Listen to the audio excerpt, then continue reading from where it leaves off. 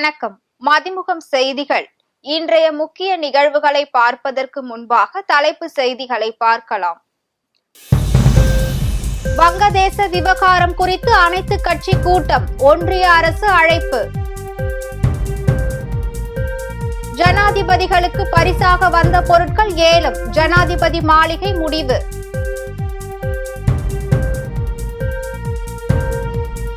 ஜவுளித்துறையை காப்பாற்ற நடவடிக்கை எடுக்க வேண்டும், எடப்பாடி பழனிசாமி வலியுறுத்தல். மின்சாரத்தை அதிகம் வழங்கும் மாநிலம் தமிழ்நாடு, ஒன்றிய அரசு அறிவிப்பு. வீடு கட்ட கட்டிட அனுமதிக்கான கட்டணம் உயர்வு, சென்னை மாநகராட்சி மறுப்பு. நாட்டிலேயே பயனாளர்களுக்கு சராசரி மின்சாரத்தை அதிக அளவில் வழங்கும் மாநிலமாக தமிழ்நாடு உள்ளது என்று ஒன்றிய அரசு தெரிவித்துள்ளது. மாநிலங்கள் வாரியாக மின்சாரம் சீராக வழங்கப்பட்டு வருகிறதா என மாநிலங்களவை உறுப்பினர் சாமிக் பட்டாச்சாரியா கேள்வி எழுப்பியுள்ளார். இதற்கு எழுத்துப்பூர்வமாக பதிலளித்துள்ள ஒன்றிய மின்சாரத்துறை இணை அமைச்சர் தீன் தயா உபாத்யா திட்டத்தின் கீழ் நாடு முழுவதும் 18,374 கிராமங்களுக்கு மின் இணைப்பு வழங்கப்பட்டுள்ளதாக குறிப்பிட்டுள்ளார். மேலும் சௌபாக்கியா திட்டத்தின் கீழ் 2.86 கோடி வீடுகளுக்கு மின் இணைப்பு வழங்கப்பட்டுள்ளது. இதில் பல்வேறு திட்டங்களின் கீழ் அனைத்து மக்களுக்கும் மின்சாரம் வழங்கக்கூடிய முயற்சிகளை ஒன்றிய அரசு மேற்கொண்டுள்ளதாகவும் அமைச்சர் தெரிவித்துள்ளார். மேலும் நகர்ப்புற பகுதிகள் மற்றும் கிராமப்புறங்களில் வழங்கப்படும் மின்சாரம் பற்றி ஒன்றிய இணையமைச்சர் வெளியிட்ட புள்ளி விவரங்களின்படி 2023-2024 நிதியாண்டில் தேசிய அளவில் நகர்ப்புற பகுதிகளுக்கு தினசரி 23.4 மணி நேரமும், கிராமப்புறங்களுக்கு 21.9 மணி நேரமும் மின்சாரம் விநியோகம் செய்யப்பட்டுள்ளது தெரிய வந்துள்ளது. இதில் அதிகபட்சமாக தமிழ்நாடு, தெலுங்கானா, டெல்லி ஆகிய 3 மாநிலங்கள் நகர்ப்புறங்களுக்கு 24 மணி நேரமும் சராசரி மின்சாரம் வழங்கி இருப்பதாகவும், அதே நேரத்தில் கிராமப்புறங்களில் சராசரி மின்சாரத்தை அதிக அளவில் வழங்குவதில் தமிழ்நாடு முதன்மை மாநிலமாக திகழ்வதாகவும் ஒன்றிய இணையமைச்சர் கூறியுள்ளார். இதனால் தமிழ்நாட்டில் கிராமப்புறங்களுக்கு சராசரியாக 23.5 மணி நேரம் மின்சாரம் வழங்கப்பட்டுள்ளது என புள்ளி விவரங்கள் மூலம் தெரிய வந்துள்ளது. வீடு கட்ட கட்டிட அனுமதிக்கான கட்டணம் உயர்த்தப்பட்டதாக வெளியாகும் செய்திக்கு சென்னை மாநகராட்சி மறுப்பு தெரிவித்துள்ளது.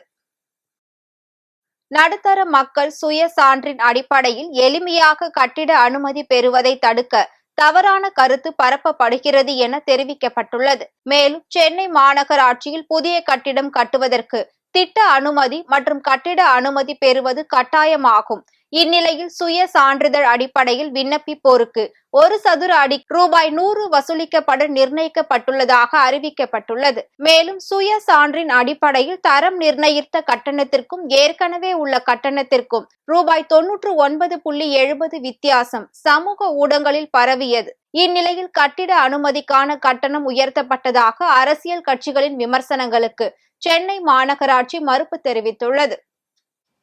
ஜனாதிபதிகளுக்கு பரிசாக வந்த ஓவியம், சிலை உள்ளிட்ட 250 பொருட்கள் ஏலம் விடப்படுவதாக ஜனாதிபதி மாளிகை முடிவு செய்யப்பட்டுள்ளது.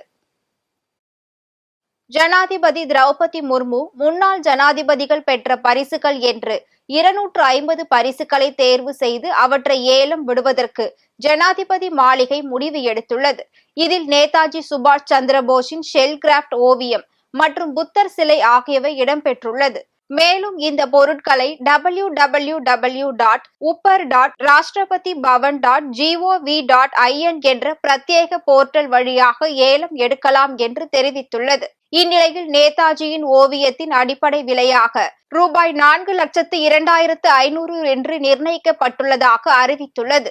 இதேபோல் முன்னாள் ஜனாதிபதிகள் பிரணாப் முகர்ஜி, அப்துல் கலாம் உள்ளிட்டோர் பெற்ற பரிசு பொருட்களும் ஏலத்தில் விற்கப்படுகிறது. இதனைத் தொடர்ந்து ஆகஸ்ட் 26 வரை ஏலம் எடுக்கலாம் என்று அறிவிக்கப்பட்டுள்ளது.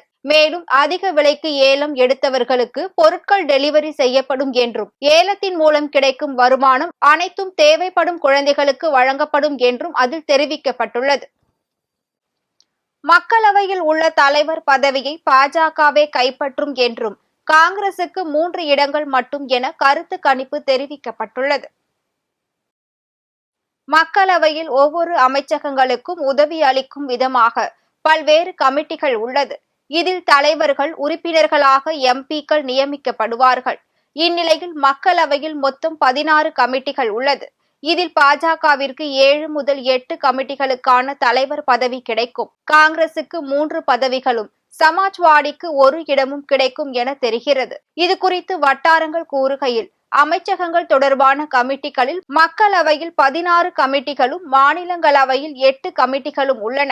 இதில் மக்களவையில் உள்ள 16 கமிட்டிகளில் 8 கமிட்டிகளுக்கான தலைவர் பதவியை பாஜகவே கைப்பற்றும். காங்கிரசுக்கு 3 இடங்கள், சமாஜ்வாடிக்கு 1 இடம் கிடைக்கும் என தெரிவிக்கப்பட்டுள்ளது. இதில் திரிணாமுல் காங்கிரஸ் உட்பட பல்வேறு எந்த கட்சிக்கும் கமிட்டி தலைவர் பதவி கிடைக்காது.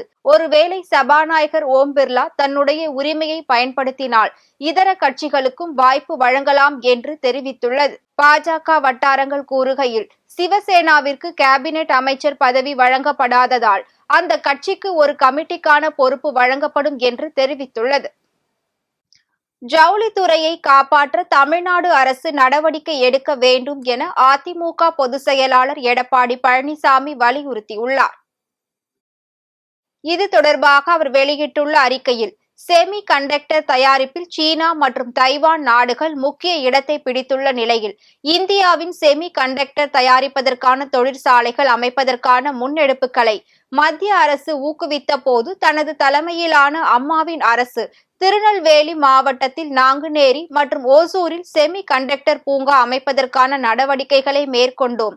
ஆனால் அரசு இதில் முனைப்பு காட்டாததன் காரணமாக செமி கண்டக்டர் தொழிற்சாலைகள் அஸ்ஸாம் மற்றும் உத்தரப்பிரதேச மாநிலங்களுக்கு சென்றுவிட்டதாக செய்திகள் தெரிவிக்கின்றன. மேலும் கடந்த ஜூலை மாதம் கடைசி வாரத்தில் மத்திய பிரதேச முதலமைச்சர் கோவை மற்றும் திருப்பூருக்கு நேரடியாக வருகை தந்து திருப்பூர் ஏற்றுமதியாளர்கள் சங்கம், தென்னிந்திய ஆலைகள் சங்கம் மற்றும் இந்திய பருத்தி கூட்டமைப்பு ஆகியவற்றுடன் ஒப்பந்தம் மேற்கொண்டுள்ளார். இதனால் உள்மாநில ஜவுளி முதலீடுகள் வெளிமாநிலங்களுக்கு செல்லும் நிலை ஏற்பட்டுள்ளது. தமிழகத்தில் இருந்து வெளிமாநிலங்களுக்கு செல்லும் தமிழக தொழில் நிறுவனங்கள் இங்கேயே தொழில் துவங்குவதற்கு தேவையான சூழ்நிலையை உருவாக்குவதோடு தென்னிந்தியாவின் மான்செஸ்டர், கோயம்புத்தூர் என்று பெயரை தொடர்ந்து தக்க வைத்துக் கொள்ளும் வகையில் டெக்ஸ்டைல் துறையினை காப்பாற்ற நடவடிக்கை எடுக்குமாறு வலியுறுத்துகிறேன் என்று குறிப்பிட்டுள்ளார். வங்கதேசம் விவகாரம் குறித்து விவாதிக்க அனைத்து கட்சி கூட்டத்திற்கு ஒன்றிய அரசு அழைப்பு விடுத்துள்ளது. வங்கதேசத்தில் வசித்து வரும் இந்தியர்களின் பாதுகாப்பு குறித்து ஆலோசனை நடத்தப்படுகிறது. மேலும் எல்லை பாதுகாப்பு தொடர்பாகவும் அனைத்து கட்சி கூட்டத்தில் ஆலோசனை நடத்தப்பட உள்ளதாக தகவல்கள் தெரிவிக்கின்றன. இந்தியாவின் அண்டை நாடான வங்கதேசத்தில் மாணவர்களின் போராட்டம் 1 மாதத்திற்கு மேல் நடந்து அது வன்முறையாக வெடித்த நிலையில் 4 முறையாக பிரதமராக தேர்ந்தெடுக்கப்பட்ட ஷேக் ஹசீனா மாணவர்கள் போராட்டத்தை தொடர்ந்து ராஜினாமா செய்து நாட்டை விட்டு வெளியேறினார். இந்நிலையில் வங்கதேசத்தில் 1 மாதமாக போராட்டம் நீடித்து வந்த நிலையில் நேற்று வன்முறையாக மாறியது. இதனால் வங்கதேசத்தில் ராணுவம் இடைக்கால அரசாங்கம் தெரிவித்தது. இதனை அடுத்து மாணவர்கள் பிரதமரின் மாளிகையை சூறையாடுவது போன்றும் நாடாளுமன்றத்தை சூறையாடுவது போன்ற காட்சிகள் வெளியாகி இருந்தன. இந்நிலையில் அங்குள்ள பதற்றமான சூழ்நிலை குறித்து அனைத்து கட்சி கூட்டத்திற்கு ஒன்றிய அரசு அழைப்பு கொடுத்துள்ளது. மேலும் நாடாளுமன்றத்தில் அனைத்து கட்சி கூட்டம் நடைபெற உள்ளது. இதில் ஒன்றிய உள்துறை அமைச்சர் அமித்ஷா, பாதுகாப்புத்துறை அமைச்சர் ராஜ்நாத் சிங், வெளியுறவுத்துறை அமைச்சர் ஜெய்சங்கர் மற்றும் நாடாளுமன்ற விவகாரத்துறை அமைச்சர் கிரண் ரிஜிஜு உள்ளிட்டோர் பங்கேற்க உள்ளனர். இந்த கூட்டத்தில் வங்கதேசத்தில் நடைபெற்று வரும் வன்முறை குறித்தும் எல்லை பாதுகாப்பு தொடர்பாகவும் விவாதிக்கப்பட உள்ளதாக தகவல் வெளியாகியுள்ளது. சாதிவாரி கணக்கெடுப்பு நடத்தினால் அனைத்து சமூகமும் அவரவர் எண்ணிக்கைக்கு ஏற்ப இட ஒதுக்கீட்டை பெறுவதற்கு வழிவகுக்கும் என விடுதலை சிறுத்தைகள் கட்சி தலைவர் தொல் திருமாவளவன் தெரிவித்துள்ளார். அரியலூர் மாவட்டத்தில் கடந்த 2019ஆம் ஆண்டு நடைபெற்ற நாடாளுமன்ற தேர்தலுக்கான பிரச்சாரத்தின் போது திருமானூர் அருகே உள்ள இலந்தை கூடம் கிராமத்தில் இரவு 10 மணிக்கு மேல் பிரச்சாரம் செய்ததாகவும் பொதுமக்களுக்கு இடையூறு ஏற்படுத்தும் வகையில் தேர்தல் பிரச்சாரத்தில் ஈடுபட்டதாக வெங்கனூர் காவல் நிலையத்தில் வழக்கு பதிவு செய்யப்பட்டது. இவ்வழக்கின் விசாரணை அரியலூர் நீதிமன்றத்தில் நடைபெற்று வரும் நிலையில் தொல் திருமாவளவன் நேரில் ஆஜரானார். பின்னர் செய்தியாளர்களை சந்தித்த அவர் 2019 2019ஆம் ஆண்டு தேர்தல் பிரச்சாரத்தின் போது தேர்தல் நடத்தை விதிமுறைகளை மீறியதாக தொடரப்பட்ட வழக்கில் இன்றைக்கு ஆஜராக சொல்லி வாரண்ட் பிறப்பிக்கப்பட்டது. அதனை நேரில் ஆஜராகி ரத்து செய்யும்படி கோரிக்கை வைத்தேன். அது ரத்து செய்யப்பட்டிருக்கிறது. இனி அடுத்தடுத்த வாய்தாக்களில் பங்கேற்க நீதிபதி ஆணையிட்டு இருக்கிறார். இது போன்ற வழக்குகளை அரசே தள்ளுபடி செய்ய வேண்டும் என்று வேண்டுகோள் விடுக்கிறேன் என்று தெரிவித்தார். மேலும் வயநாட்டில் ஏற்பட்ட நிலச்சரிவு நூற்றுக்கணக்கானவர்களை பலிவாங்கி இருக்கிறது. இதுவரையில் 377 உடல்கள் மீட்கப்பட்டிருப்பதாக தகவல்கள் கூறுகின்றன. நூற்றுக்கணக்கான குடும்பங்கள் கடுமையான பாதிப்புக்கு உள்ளாகி இருக்கின்றன. அவர்களுக்கு மறுவாழ்வு அளிக்க வேண்டிய பொறுப்பு ஏற்பட்டுள்ளது. எனவே ஒன்றிய அரசு இதனை தேசிய பேரிடராக அறிவிக்க வேண்டும். அதன் அடிப்படையில் மறுவாழ்வுக்காகவும் மறு கட்டுமானத்திற்காகவும் போதிய இழப்பீடு தொகையும் இந்திய அரசு வழங்க வேண்டும் என்று விடுதலை சிறுத்தைகள் கட்சியின் சார்பில் வேண்டுகோள் விடுக்கிறோம் என்றார். 9ஆம் தேதி கேரள முதல்வர் பினராயி விஜயன் அவர்களை சந்தித்து விடுதலை சிறுத்தைகள் கட்சியின் சார்பில் ரூபாய் 15 லட்சம் நிவாரண நிதி வழங்க இருக்கிறோம் என்றும் தெரிவித்த அவர், உதயநிதி துணை முதலமைச்சராக வேண்டும் என்பது அவர்களின் உட்கட்சி விவகாரம். அதில் நான் தலையிட விரும்பவில்லை எனவும் கூறினார். இந்திய ஒன்றிய அரசு இதனை தேசிய பேரிடராக அறிவிக்க வேண்டும். அதன் அடிப்படையில் மறுவாழ்வுக்காகவும் மறு கட்டுமானத்திற்காகவும் போதிய இழப்பீட்டுத் தொகையையும் இந்திய அரசு வழங்க வேண்டும் என்று விடுதலை சிறுத்தைகள் கட்சியின் சார்பில் வேண்டுகோள் விடுக்கிறோம். வருகிற 9ஆம் தேதி கேரள முதல்வர் பினராயி விஜயன் அவர்களை விடுதலை சிறுத்தைகள் கட்சியின் சார்பில் சந்தித்து விடுதலை சிறுத்தைகள் கட்சியின் சார்பில் ரூபாய் 15 லட்சம் நிவாரண நிதி வழங்கியிருக்கிறது. இது ஏற்பட்ட போது முதல்வர் பினராயி விஜயன் அவர்களை சந்தித்து விடுதலை சிறுத்தைகள் கட்சியின் சார்பில் 10 லட்சம் ரூபாய் இழப்பீடு வழங்கினோம். இந்த முறை 15 லட்சம் வழங்கியுள்ளோம். மக்களை தேடி மருத்துவ முகாமை ஈரோடு மாவட்ட ஆட்சித்தலைவர் கொடியசைத்து துவக்கி வைத்தார். ஈரோடு மாவட்ட ஆட்சியரக வளாகத்தில் மருத்துவம் மக்கள் நல்வாழ்வுத்துறையின் சார்பில் மக்களை தேடி மருத்துவம் திட்டம் 4ஆம் ஆண்டு துவக்கத்தை ஈரோடு மாவட்ட ஆட்சித்தலைவர் அவர்கள் மக்களை தேடி மருத்துவ வட்டார வாகன அணிவகுப்பை கொடியசைத்து துவக்கி வைத்தார். ஈரோடு மாவட்டத்தில் இத்திட்டம் சிறப்பாக செயல்படுத்தப்பட்டு வருகிறது. இத்திட்டத்தின் மூலம் இரத்த அழுத்தம், சர்க்கரை நோய், மார்பக புற்றுநோய், கருப்பை வாய் புற்றுநோய் முதலான நோய்கள் தொடக்க நிலையிலேயே கண்டறியப்பட்டு சிகிச்சை வழங்கப்பட்டு வருகிறது. இந்நிகழ்ச்சியில் மாவட்ட ஆட்சித்தலைவர் அவர்கள் மக்களை தேடி மருத்துவ வட்டார வாகன அணிவகுப்பை கொடியசைத்து துவக்கி வைத்தார். மேலும் மக்களை தேடி மருத்துவம் திட்டத்தில் சிறப்பாக செயல்பட்ட மருத்துவர்கள், செவிலியர்கள், மக்களை தேடி மருத்துவ சுகாதார ஆய்வாளர்கள், இடைநிலை சுகாதார பணியாளர்கள், இயன்முறை சிகிச்சை மற்றும் வலி நிவாரண சிகிச்சை அலுவலர்கள் மற்றும் பெண் சுகாதார தன்னார்வலர்கள் 48 நபர்களுக்கு பாராட்டு சான்றிதழ்களை, 9 பயனாளிகளுக்கு மருந்து பெட்டகங்களையும் வழங்கினார். மேலும் 9 மருத்துவ குழுக்கள் மூலம் மருத்துவ முகாம்கள் அமைக்கப்பட்டு பொதுமக்கள் மற்றும் அரசு அலுவலர்களுக்கு இரத்த அழுத்தம் மற்றும் சர்க்கரை நோய் பரிசோதனை செய்யப்பட்டது. இதில் நோய் உறுதி செய்யப்பட்டவர்களுக்கு மருத்துவர்களின் ஆலோசனைகள் மற்றும் மருந்துகள் வழங்கப்பட்டது. அதனைத் தொடர்ந்து மாவட்ட ஆட்சித்தலைவர் மாவட்ட எய்ட்ஸ் தடுப்பு மற்றும் கட்டுப்பாடு அலகு சார்பில் நடமாடும் நம்பிக்கை மையத்தின் புதிய வாகன சேவையை துவக்கி வைத்தார். சுதந்திர தின நன்னாளில் சத்துணவு மற்றும் அங்கன்வாடி ஓய்வு ஊதிய ஊழியர்களுக்கு அகவிலைப்படி உயர்வு வழங்க வேண்டும் என கூறி கவன ஈர்ப்பு ஆர்ப்பாட்டம் நடைபெற்றது.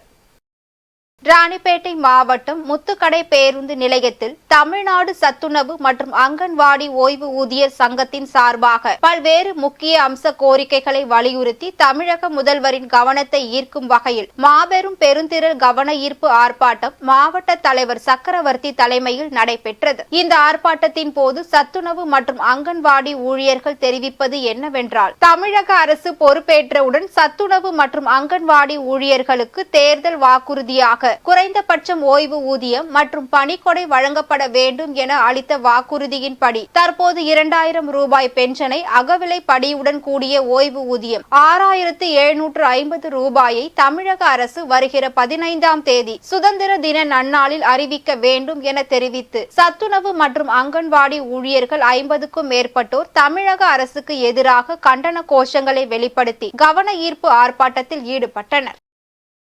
வாலாஜா அருகே ஏரியில் மண் திருட்டு நடந்த நிலையில் கிராம மக்கள் லாரியில் தப்பி ஓடிய கும்பலை மடக்கி பிடித்ததில் அப்பகுதியில் பரபரப்பு ஏற்பட்டது.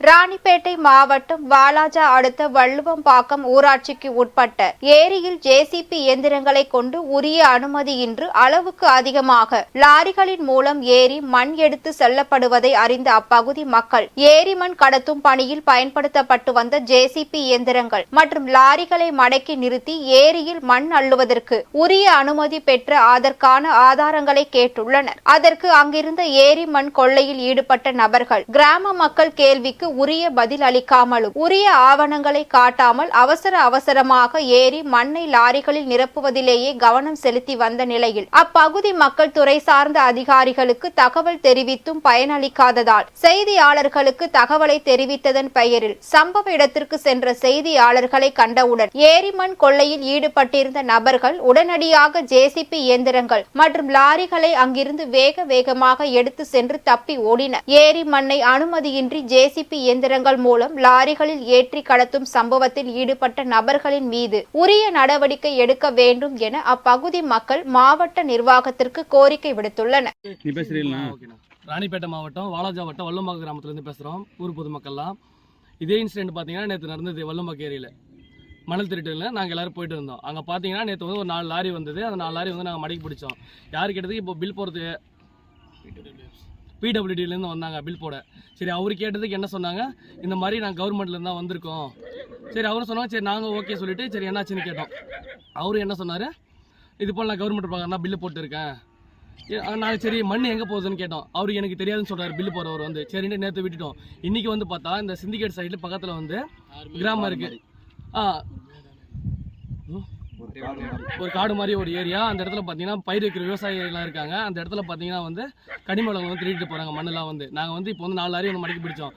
இப்போ ஏன்னு கேட்டது கவர்மெண்ட் அதிகாரிலாம் வந்தாங்க. எதுக்குன்னு கேட்டாலும் சரியாக ரெஸ்பான்ஸ் இல்லை எங்களுக்கு. இன்றைய தங்கம் வெள்ளி விலை வழங்குவோர் அட்டிகா கோல்ட் கம்பெனி. இந்தியாவில் எப்போதும் தங்கத்துக்கு என்று தனி மவுசு உள்ளது. மேலும் தொடர்ந்து மக்கள் தங்கம் வாங்க ஆர்வம் காட்டி வரும் சூழலில் சர்வதேச சந்தை நிலவரத்தை பொறுத்து தங்கத்தின் விலை தொடர்ந்து ஏற்றம் இறக்கத்தை கண்டு வருகிறது. அதன்படி ஒவ்வொரு நாளும் தங்கம் விலை உயருமா அல்லது இறங்குமா என்ற எதிர்பார்ப்பு எழுந்து வருகிறது. இந்நிலையில் சமீபத்தில் பட்ஜெட் தாக்கலின் போது நிதியமைச்சர் தங்கம் மற்றும் வெள்ளி மீதான சுங்கவரி குறைப்பை அறிவித்திருந்தார். இதனால் சர்வதேச சந்தையில் தங்கத்தின் விலை கணிசமாக குறைந்து வருகிறது. இந்நிலையில் சென்னையில் 22 கேரட் ஆபரண தங்கத்தின் விலை சவரனுக்கு 560 ரூபாய் குறைந்து 51,200 ரூபாய்க்கு விற்பனை செய்யப்படுகிறது. 22 கேரட் ஆபரண தங்கத்தின் விலை கிராமிற்கு 70 ரூபாய் குறைந்து 6,400 ரூபாய்க்கு விற்பனை செய்யப்படுகிறது. வெள்ளியின் விலை கிராமிற்கு 3 ரூபாய் 50 காசுகள் குறைந்து 87 ரூபாய் 50 காசுகளுக்கு விற்பனை செய்யப்படுகிறது. 1 கிலோ வெள்ளியின் விலை 87,500 ரூபாய்க்கு விற்பனை செய்யப்படுகிறது. விண்வெளியில் சிக்கி தவித்து வரும் சுனிதா வில்லியம்ஸ் மற்றும் வில்மோர் ஆகியோருக்கு உடல் ரீதியாக பல பிரச்சனைகள் வர வாய்ப்பு இருப்பதாக அதிர்ச்சி தகவல் வெளியாகியுள்ளது. இந்திய வம்சாவழியை சேர்ந்த இந்திய வீராங்கனை சுனிதா வில்லியம்ஸ் மற்றும் வில்மோர் ஆகியோர் கடந்த ஜூன் 5ஆம் தேதி விண்வெளிக்கு சென்றனர். மேலும் சர்வதேச விண்வெளி மையத்தில் ஆய்வு பணிகளை முடித்துக் கொண்டு கடந்த 13ஆம் தேதி பூமிக்கு திரும்பும் வகையில் பயண திட்டம் வரையறுக்கப்பட்டிருந்தது. ஆனால் சில தொழில்நுட்ப கோளாறு காரணமாக இருவரும் பூமிக்கு திரும்பும் பயணம் ஒத்திவைக்கப்பட்டது. தொடர்ந்து 26ஆம் தேதி அவர்கள் பயணித்த ஸ்டார்லைன் விண்கலத்தில் ஏற்பட்ட தொழில்நுட்ப கோளாறை சரி செய்ய விண்கலத்தில் ஏற்பட்ட தொழில்நுட்ப கோளாறை சரி செய்ய முடியவில்லை. இதனால் தற்போதும் சுனிதா வில்லியம்ஸ் மற்றும் வில்மோர் பூமிக்கு செல்வது சிக்கல் நீடித்து வருகிறது. இதனைத் தொடர்ந்து சரியாக 7 நாட்களுக்குள் விண்வெளி மையத்தில் தங்கி முடிக்க ஏற்பாடு செய்யப்பட்டிருந்த நிலையில் திட்டம் 50 நாட்களை கடந்துள்ளது. இந்நிலையில் இருவரையும் மீண்டும் பூமிக்கு அழைத்து வர நாசா முயற்சித்து வருகிறது. மேலும் விண்வெளியில் இருந்து பூமிக்கு வந்தாலும் இருவரும் உடல் ரீதியாக பல பிரச்சனைகளை சந்திக்க நேரிடும் என்று ஆய்வாளர்கள் கூறுகின்றனர். விண்வெளியில் புவியீர்ப்பு விசை இல்லாததால் இயல்பாகவே உடலில் பல மாற்றங்கள் ஏற்படும் என்பது அனைவருக்கும் தெரிந்ததே. இப்படி இருக்க அதிக நாட்களுக்கு விண்வெளியில் இருப்பது உடலில் பல மாற்றங்களுக்கு வழிவகுக்கின்றன எனவும் புவியீர்ப்பு விசை இல்லாததன் காரணமாக உடலின் தசைநார்கள் மற்றும் எலும்புகள் விரைவில் வலுவிழக்கின்றன எனவும் ஆய்வாளர்கள் தெரிவிக்கின்றனர். மேலும் புற்றுநோய் வருவதற்கான பல சாத்தியக்கூறுகள் அதிகரிக்கவும் வாய்ப்பு இருப்பதாக கூறியுள்ளனர். இந்நிலையில் உடல் ரீதியாக ஏற்படும் இந்த மாற்றங்களை புரிந்து கொள்வது வருவது சந்திக்கும் சவால்களை கையாள உதவும் என்றும் கூறப்படுகிறது. முன்னதாக இந்த விண்கலம் எங்களை பூமிக்கு கொண்டு சேர்க்கும் என்பதை நான் நம்புகிறேன். எந்த பிரச்சனையும் இல்லை என்ற நல்ல உணர்வு என் இதயத்தில் இருக்கிறது என்று சுனிதா வில்லியம்ஸ் கூறியது குறிப்பிடத்தக்கது. மீண்டும் தலைப்புச் செய்திகள். வங்கதேச விவகாரம் குறித்து அனைத்து கட்சி கூட்டம், ஒன்றிய அரசு அழைப்பு. ஜனாதிபதிகளுக்கு பரிசாக வந்த பொருட்கள் ஏலம், ஜனாதிபதி மாளிகை முடிவு.